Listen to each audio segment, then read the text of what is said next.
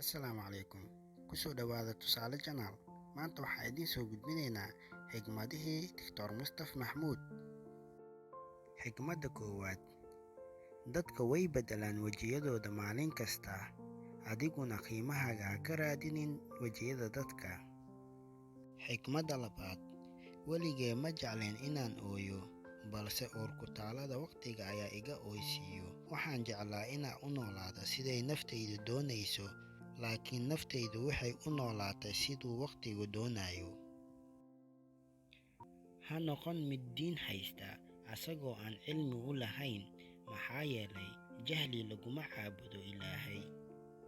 Waxaan rabaa daqiiqad xiise leh, daqiiqad jacayl leh, daqiiqad yaab leh, kashifaad leh, daqiiqad ogaansho leh.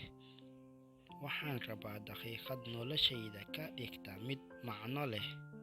Cunista raashinku noloshayda macno uma laha, maxaa yeelay waa shay markasta igu soo noqnoqdo.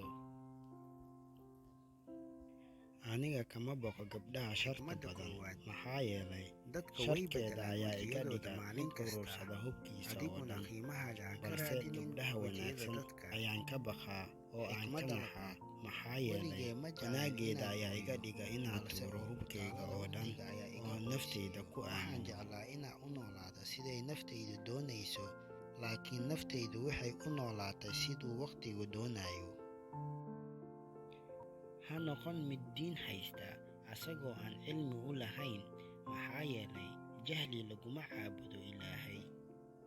Waxaan rabaa daqiiqad xiise leh, daqiiqad jacayl leh, daqiiqad yaab leh, kashifaad leh, daqiiqad ogaansho leh. Waxaan rabaa daqiiqad noloshayda ka dhigta mid macno leh. Cunista raashinku noloshayda macno uma laha, maxaa yeelay waa shay markasta igu soo noqnoqdo.